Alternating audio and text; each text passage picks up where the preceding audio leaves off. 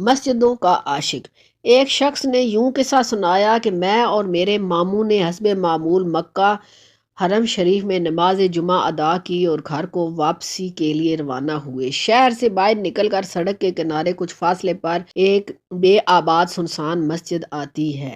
مکہ شریف کو جاتے جاتے سپر ہائی وے سے بارہا گزرتے ہوئے اس جگہ اور اس مسجد پر ہماری نظر پڑتی رہتی ہے اور ہم ہمیشہ ادھر سے گزر جاتے ہیں، مگر آج جس چیز نے ہماری توجہ اپنی طرف کھینچ لی تھی اور وہ تھی ایک نیلے رنگ کی فوڈ کار جو مسجد کے خستہ حال دیوار کے ساتھ کھڑی تھی۔ چند لمحے تو میں سوچتا رہا کہ اس کار کا اس سنسان مسجد کے پاس کیا کام، مگر اگلے ہی لمحے میں نے کچھ جاننے کا فیصلہ کرتے ہوئے اپنی کار کو رفتار کم کرتے ہوئے مسجد کی طرف جاتی کچی ساؤنڈ روڈ پر ڈال دیا۔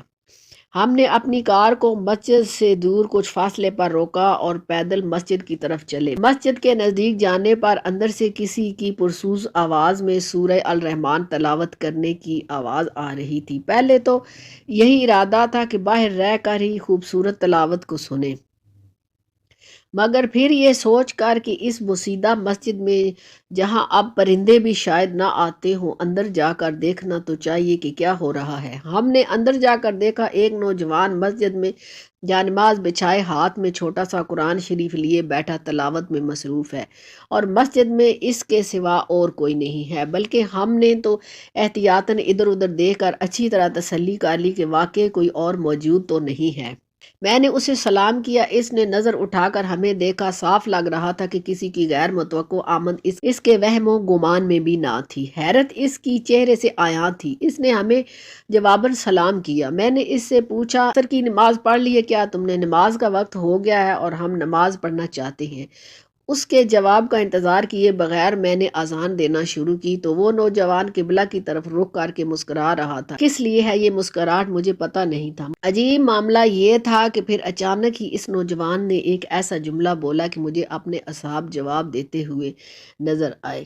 نوجوان کسی کو کہہ رہا تھا کہ مبارک ہو، آج تو باجماعت نماز ہو گئی۔ میرے ماموں نے بھی مجھے تعجب بھری نظروں سے دیکھا، جیسے میں نے نظر انداز کرتے ہوئے اقامت کہنا شروع کر دی، جبکہ میرا دماغ اس نوجوان کے اس فکرے پر اٹکا ہوا تھا کہ مبارک ہو، آج تو باجماعت نماز ہو گئی۔ دماغ میں بار بار یہی سوال آ رہا تھا کہ یہ نوجوان آخر کس سے بات کر رہا تھا۔ مسجد میں ہمارے سوا کوئی بندہ بشر نہیں ہے، مسجد فارغ اور ویران پڑی ہوئی ہے، کیا یہ پاگل تو نہیں ہے؟ میں نے نماز پڑھ کر نوجوان کو دیکھا جو تسبیح میں مشغول تھا۔ میں نے اس سے کہا، اللہ تیری مغفرت کر، تو نے میری نماز سے توجہ کھینچ لی ہے۔ وہ کیسے؟ نوجوان نے حیرت سے پوچھا۔ میں نے جواب دیا، جب میں اقامت کر رہا تھا تو نے ایک بات کہی، مبارک ہو، آج تو باجماعت نماز ہو گئی۔ تم بات کس سے کر رہے تھے آخر؟ نوجوان میری بات سن کر مسکرایا مگر جواب دینے کے بجائے اس نے اپنی نظریں جھکا کر زمین میں گاڑ لی، گویا سوچ رہا ہوں کہ میری بات کا جواب دے گا یا نہیں دے گا۔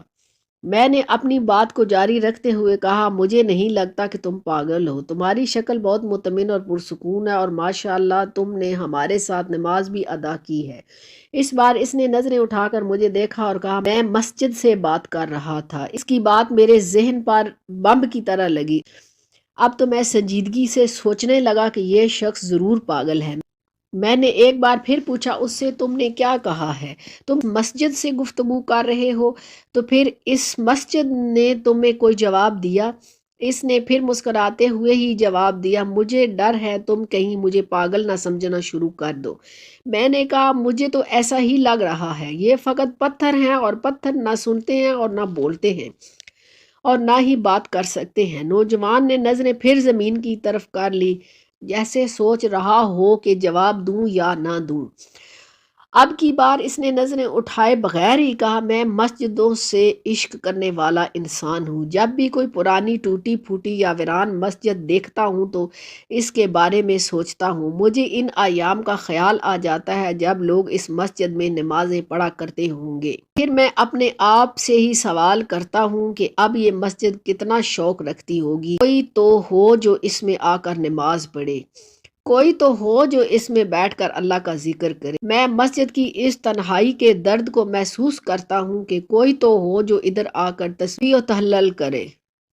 کوئی تو ہو جو آ کر چند آیات پڑھ کر ہی اس کی دیواروں کو ہلا دے۔ میں تصور کر سکتا ہوں کہ یہ مسجد کس قدر اپنے آپ کو باقی مساجد سے تنہا پاتی ہوگی، کس قدر تمنا رکھتی ہوگی کہ کوئی آ کر چند رکعتیں یا چند سجدے ہی ادا کر جائے۔ اس میں کوئی بھولا بھٹکا مسافر یا راہ چلتا انسان آ کر ایک اذان ہی بلند کر دے، پھر میں خود ہی اس مسجد کو جواب دیا کرتا ہوں کہ اللہ کی قسم میں ہوں جو تیرا شوق پورا کروں گا۔